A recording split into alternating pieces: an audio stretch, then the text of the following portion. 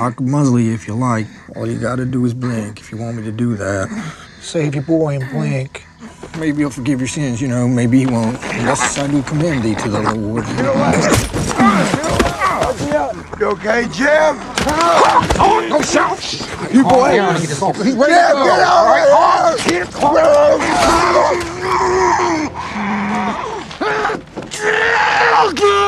Nagsisimula ang pelikula kay Hugh Glass na nangangaso ng elk kasama ang kanyang anak na si Hawk. Taong 1823 ito at nangyayari ang digmaang Arikara. Batay ito sa tunay na kwento at parang nanonood ka ng pelikulang Red Dead Redemption kasama sina Arthur at Micah.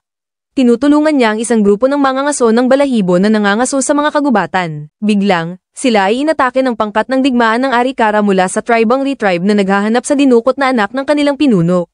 I'm thinking whatever it is that they're hunting out there, I'm hoping it don't need another shot. You go get the cat. No! Stay here! Stay here! No! Oh no! Nobody move! Just stay where you are! Yeah, they want the pelts.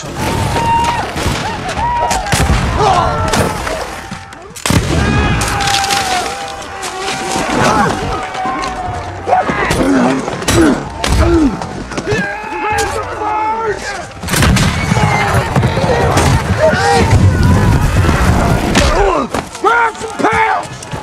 Come on, grab the pound!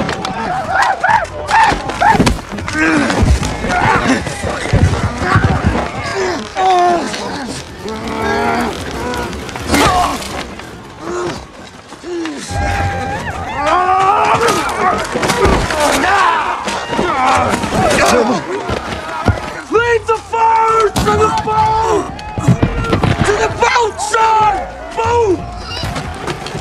Move! Lean on me, just keep going.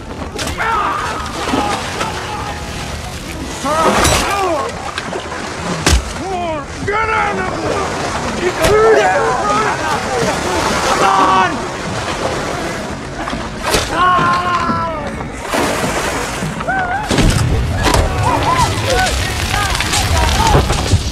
Nakatulong sina Hugh at Hawk na makalayo sa bangka kasama si Henry at ilan pang mga mangangaso pagkatapos nilang tipunin ang kanilang nakolektang balahibo. Tinanong ng ilang mangangaso si Hugh kung ano ang gagawin nila ngayon at iminungkahi niyang bumaba sa bangka para hindi sila mahuli ng pangkat ng digmaan. Sinabi ni Fitzgerald na hindi nila madadala ang kanilang nakolektang balahibo kung sila ay lalakad. Kilalang kilala ni Hugh ang teritoryo kaya napagpasyahan na gagabayan niya silang lahat. Iminungkahi ni Fitzgerald na dapat silang magpatuloy ng kanilang paglalakbay sa bangka patungo sa Fort Ca. Iminungkahi ni Hugh na iwanan ng bangka at pumunta sa kuta sa pamamagitan ng paglalakad. Job to get us home safe and then we'll Get us home safe? We do like Glass says, that's the end of it. Inilagay nilang lahat ang kanilang mga balahibo sa baybayin, umaasang makukuha nila ang mga ito pagkatapos bumalik. Itinago nila ang mga balahibo at minarkahan ng lugar. Sinabi muli ni Fitzgerald na nagkakamali sila sa pag-iwan ng bangka, ngunit hindi nakinig si Henry. Pinakiusapan si Hugh na mag-chart ng kurso para sa grupo para makarating sila sa kuta nang hindi nahuhuli ng retribe. Tinanong ni Fitzgerald kay Hugh kung paano niya pinatay ang isang opisyal at nakatakas kasama ang kanyang anak sa gitna ng maraming patay na katawan at mga sundalo. Hinulaan niya na pinatay ni Hugh ang kanyang asawa para iligtas si Hawk. Nagalit si Hugh at nakipagtalo kay Fitzgerald. What life you talking about? I ain't got no life. I just got living. The only way I get to do that is through these pelts. Risking my neck. Men dying for what? And you boys wonder how the Reed managed to get the dead drop on us and what kind of savage you think his mama was. Oh, lay off the boy, Fitz. Is it true what they say about you shooting that lieutenant while you was living with them sandwiches? You and your boy are the only ones to get to walk out alive. It's kind of a miracle, don't you think? I'm working on it. You can work on it later when I'm done talking to you. My place is right here on the smart end of this rifle. We gotta stash these pelts and get rid of the boat. Let's go! Nagpatuloy sila sa kanilang paglalakbay sa pamamagitan ng makapal na gubat. Habang naglalakad, tinanong ni Henry kay Hugh kung totoo ang sinasabi ni Fitzgerald. Walang sinabi si Hugh at nagpatuloy sa paglalakad. Habang natutulog ang iba, nagpapatrolya si Hugh sa gubat at nakita ang isang maliit na sanggol na oso. Dahan-dahan siyang umurong at lumitaw pa ang iba. Biglang dumating ang kanilang ina at sumasalakay.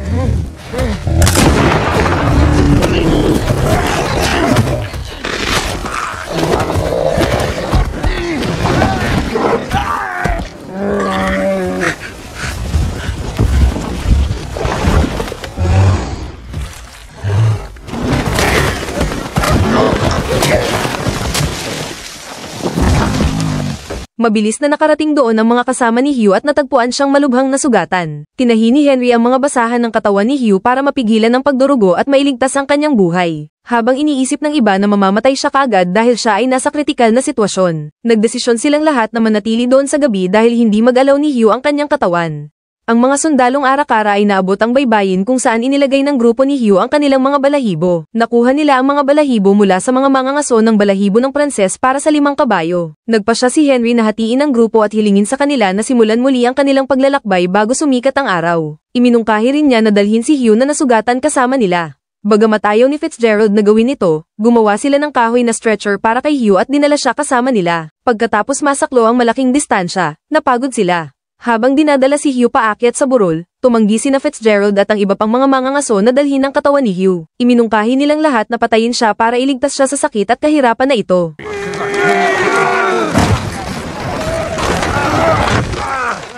Captain, you ain't doing us favors by letting him go on suffering like this. Lass, you. I'm sorry. He's the only Can't one go who any knows further. the Lay way. the rag over his Wait, eyes. Dinky! Oh, we Dinky! Good job! Stop! $70 bonus. It stays back with glass to see this through. $70 ain't gonna buy nobody a new set of ears. 100 then. He's my father. You can have my share.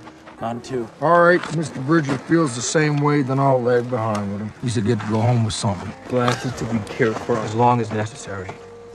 And a proper burial when it's time. Sa gabi, si Hugh, na hindi makapagsalita at kahit gumalaw, ay may mga pangitain ng kanyang asawa at anak at ng kanyang nasusunog na bahay. Nagsimula si Fitzgerald na magukay ng libingan ni Hugh, bagamat buhay pa siya. Tinanong ni Bridger si Fitzgerald tungkol sa kanyang pinsala sa ulo. Sinabi sa kanya ni Fitzgerald na ang mga tao ng retribe ang gumawa nito sa kanya. Ipinaliwanag din niya kung ano ang kanyang nadama nang makuha niya ang pinsalang ito. Kinaumagahan, nang mag-isa si Hugh, sinubukan ni Fitzgerald na hikayatin siya na paalisin siya sa sakit na ito sa pamamagitan ng pagpatay sa kanya. Sa pag-aakalang hindi siya makapagsalita, hiniling ni Fitzgerald kay Hugh na kumurap ng mata kung handa siyang iligtas ang kanyang anak. Binuksan ni Hugh ang kanyang mga mata ng matagal, nagpapahiwatig na ayaw niyang mamatay. You to take that last breath of yours now. I'm begging you, class. Then breathe. You'll kill all of us. I could muzzle you if you like. All you gotta do is blink if you want me to do that. Save your boy and blink. You just have to blink. Maybe he'll forgive your sins, you know, maybe he won't. Unless I do commend thee to the Lord. Lord be You okay, Jim? Don't shout! You boy! He's ready to go! Get out! Get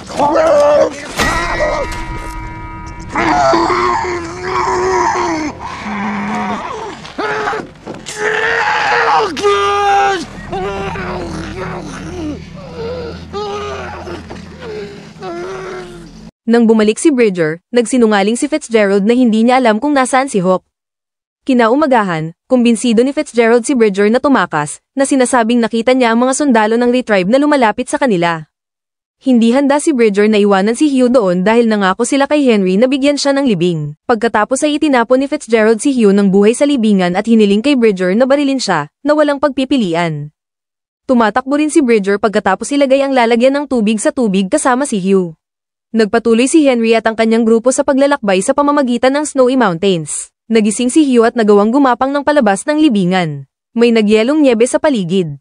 Patuloy siyang gumagapang at naghahanap ng patay na katawan ni Hawk. Natagpuan niya ang patay na katawan ni Hawk at nanumpa na gagantihan niya ang pagpatay sa kanyang anak. Nagalit si Bridger matapos mapagtanto na nagsinungaling si Fitzgerald sa kanya tungkol sa retrieve. Tinutok niya ang baril kay Fitzgerald at tinanong kung bakit niya ginawa iyon. What was you doing down by the creek all by yourself? I'd already brought up plenty of water. Answer me, or I'm gonna blow your damn head off. You got a short memory, boy. Why you left your little boyfriend running around? You don't know if he's still alive yet. That what you want to know? Tell me right now and be honest, did you see him? Put your rifle Did down. you see Lorene lie to me? The way I see it, I saved your life twice now, so I ought to be God to you. Come on. Let's get. Grab your shit. Si Hugh, sa kabilang banda, patuloy na gumagapang sa makapal at manilib na gubat at gumagamit ng bear fur para magpainit. Kumakain siya ng lumang utak ng buto at mga ugat para makakuha ng enerhiya. Nakarating din ang mga tao ng rib sa gubat at natagpuan ng patay na katawan ni Hawk na natatakpan ng nyebe. Nagpatuloy si Hugh sa kanyang paglalakad at nagawang makalabas sa gubat. Nakarating siya sa isang ilog at pinuno ang kanyang water canteen. Nagsimulang damyugaw ang kanyang sugat sa lalamunan nang uminom siya ng ilang tubig. Gumawa siya ng apoy para makakuha ng kaunting init para sa kanyang mga sugat. Tinawid ni Henry at ang kanyang grupo ang mga bundok na natatakpan ng nyebe. Malapit na makalakad si Hugh na may tungkod. Noong gumagawa siya ng isang chart course, may ilang tao ng retrieve na nakarating doon. Inatake nila si Hugh, ngunit bahagya siyang nakatakas sa pamamagitan ng tubig.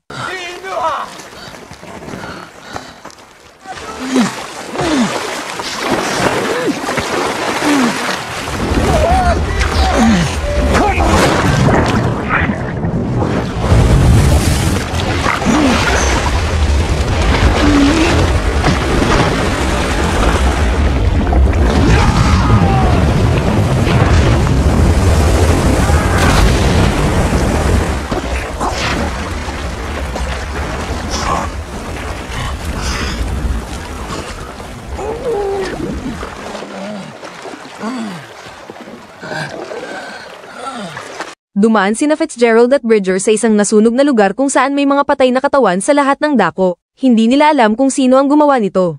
Habang tumatawid sa lugar, nakita ni Bridger ang isang nasugatan na babae sa isang kubo. Sinabi sa kanya ni Fitzgerald na nakahanap siya ng ilang kabayo. Tahimik na nag-iwan si Bridger ng pagkain para sa babae at umalis kasama si Fitzgerald. Nagsimulang kumain ng babae habang may nakikitang luha sa kanyang mga mata. Iniisip pa rin ni Bridger kung tama o mali ba ang ginawa nila sa pag-iwan kay Hugh doon. Sinabi sa kanya ni Fitzgerald na daladala sila ng Diyos sa 100 kahit pinili nila ito o hindi. Kinumbinsi din niya siya na wala silang ginawang mali. Patuloy na hinahatak ni Hugh ang kanyang sarili sa pamamagitan ng nyebe at mga burol na may belang mga buto at walang pagkain o enerhiya. Nahuli at kumain siya ng hilaw na isda. Nakarinig siya ng ilang tunog at umakyat sa burol. Sa gabi, nakakita siya ng nasusunog na apoy at nagtungo doon. Nakatagpo siya ng isang Indian ng Ponia na nagngangalang Hikap na kumakain ng karne ng bison. Halos atakehin ng Ponia Indian si Hugh, ngunit nahiga siya at sumenya sa kanya na bigyan siya ng kaunting karne. Binigyan siya ni Hik ng kaunting karne at kinain niya ito ng buong sigasig. Kinaumagahan, nakita ni Hik ang nabubulok na mga sugat sa katawan ni Hugh at tinanong siya. Sinabi sa kanya ni Hugh ang tungkol sa pag-atake ng oso at ang kanyang kaligtasan sa wikang Ponia. Sinabi rin niya sa kanya na nagpa siya siyang magganti sa pagpatay sa kanyang anak. Sinabi ni Hik na ang paghihiganti ay nasa mga kamay ng manlilikha. Pareho silang naglakbay sa isang kabayo at tinulungan siya ni Hiccup ng husto. Nakarating sa wakas sina Fitzgerald at Bridger sa kuta at nakipagkita sa kanyang grupo. You ought to be proud of yourself, boy. We had the extra day, so we managed to dig a little deeper, leave some rocks on top. When Hawk disappeared, I was worried about savages. Glad to hear you pulled your weight, Mr. Bridger. I knew you would. Yeah, well, more than pull his weight, Captain. Assume that the agreed arrangement did not change. Thank you for your courage, honor, and service. We all saw the shape Glass was in. There was no more to be done. We all saw it. Binigyan sila ni Henry ng halaga, ngunit hindi ito kinuha ni Bridger. Siya ay nagsisisi at umiiyak sa kung ano ang ginawa nila kay Hugh. Nagpatuloy sina Hugh at Hika sa kanilang paglalakbay sa malamig na mga lugar. Pinuto ni Hika ang mga puno para gumawa ng isang lodge at naglagay ng apoy para kay Hugh. Nagsagawa rin siya ng isang ritual ng pagpapagaling para sa mga sugat ni Hugh. Nakaranas si Hugh ng mga guni-guni ng kanyang pamilya at ng kanyang nasusunog na bahay. Nakita niya si Hawk na umiiyak at niyakap siya. Kinaumagahan, nagising si Hugh at naramdaman na gumagaling ang kanyang mga sugat. Nalaman ni Hugh na si Hike ay binitay ng isang grupo ng mga mangangaso ng French-Canadian. Lihim siyang nagpunta sa malapit sa kanila at nakita na si Pawaka, ang anak na babae ng pinuno ng retribe, ay dinukot nila. Inabuso si Pawaka ng pinuno ng grupo ng mangangaso. Pinalaya ni Hugh si Pawaka at pinatay ang maraming mangangaso.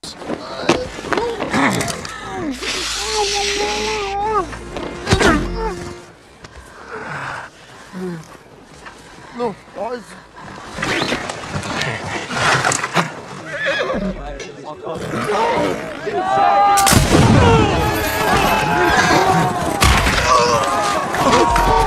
Habang pinapatay ang mga mangangaso, nahulog doon ang water canteen ni Hugh, na ibinigay sa kanya ni Bridger bago umalis. Ang grupo ni Henry at iba pang mga tao ay nagpapasaya sa gabi ng bagong taon. Tinanong ni Fitzgerald si Henry tungkol sa bayad dahil ang mga balahibo na itinago nila sa baybayin ay naroon pa rin. Sinabi ni Henry na hinihintay niya si Captain Leavenworth na dumating kasama ang kanyang hukbo at pagkatapos ay maaari nilang mabawi ang kanilang mga balahibo mula sa Arakara. Nagawa ni Pawaka na iwanan ng mga mangangaso ng French-Canadian at tumakas ng matagumpay. Nakarating siya sa ilog at hinugasan ng kanyang madugong mga kamay. Si Hugh, sa kabilang banda, ay nagpatuloy din sa paglalakbay sa kabayo ni Hick sa pamamagitan ng nyebe. Nanatili siya sa gubat sa gabi at nagsindi ng apoy para magpainit.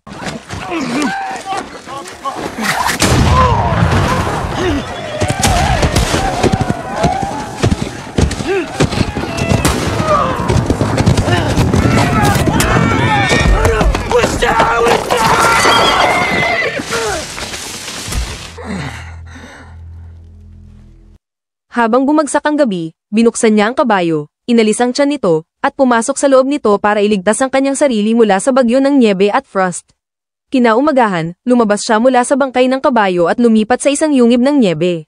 Ginugol niya roon ang gabi at sumulat sa pader ng yungib, "Pinatay ni Fitzgerald ang aking anak."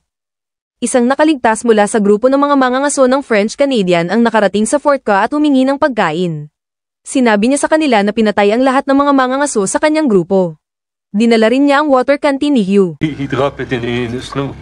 He killed two men. He dropped it. I don't know. I don't see. Maybe it was western. How far from here? How far from here? 13 miles. Sinabi sa kanila ng nakaligtas na isang lalaki sa kabayo ang naghulog nito at iniisip nilang lahat na ito ay ninakaw mula kay Hawk. Hiniling ni Henry sa ilan sa kanyang mga tauhan na samahan siya sa paghahanap kay Hawk. Hiniling niya kay Fitzgerald na manatili doon kasama ang mangangaso ng French-Canadian. Nagpatuloy si Henry at ang kanyang grupo sa paghahanap sa gubat hanggang sa mahanap nila si Hugh. Dinala nila siya sa kuta kaagad. Pagkatapos makarating sa kuta, galit na tinawag ni Henry si Fitzgerald, ngunit tumakas siya noong nakaraang gabi matapos mapagtanto na buhay pa si Hugh. Kinuha rin niya ang pera ng payroll ng kuta.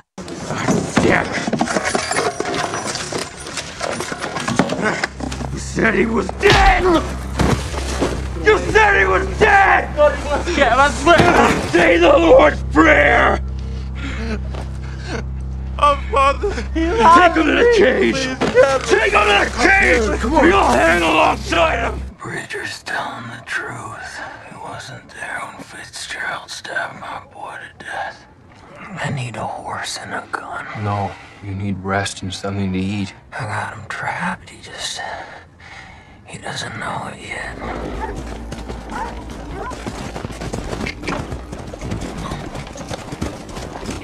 Siya at si Henry ay nakahanap ng mga bakas ni Fitzgerald at nagpatuloy sa paggalaw. Tinanong ni Henry si Hugh kung totoo bang pinatay niya ang isang opisyal.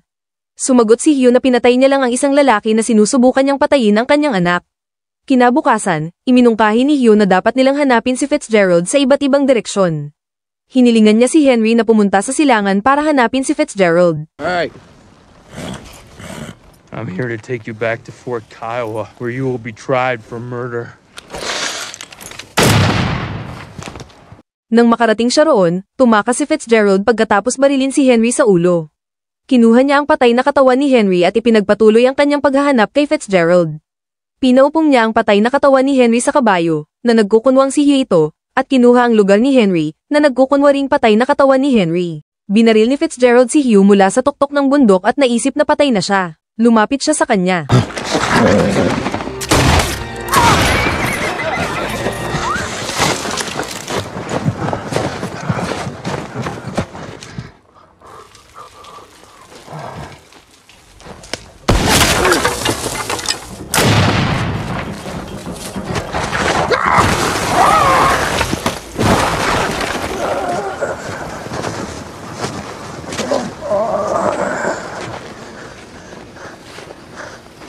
We had a deal, Glad. Trying to tell your boy, all right? He was gonna get everybody killed. And on my soul, the Lord, he know what happened out there. You killed my boy. Well, maybe you should raise a man.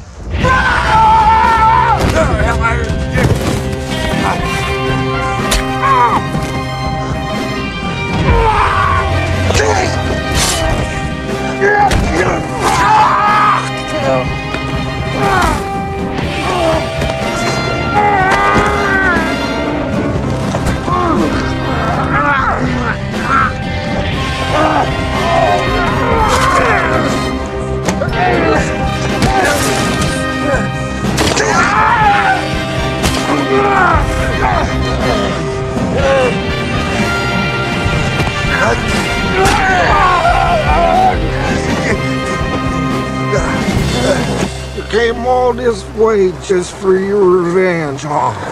'Cause there ain't nothing gonna bring your boy back.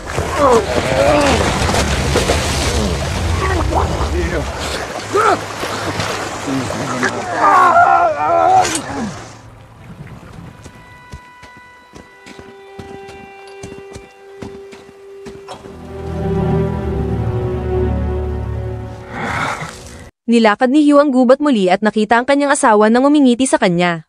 Habang lumalapit ang bagyo, lumitaw ang walang emosyon na mukha ni Hugh sa screen habang natapos na ang kanyang masakit na paglalakbay. Talagang umaasa akong nagustuhan ninyo ang recap. At kung nagustuhan ninyo, mangyaring mag-subscribe, mag-like, at mag-share para sa higit pang kahangahangang mga recap tulad nito. At tulad ng dati, maraming salamat sa panonood.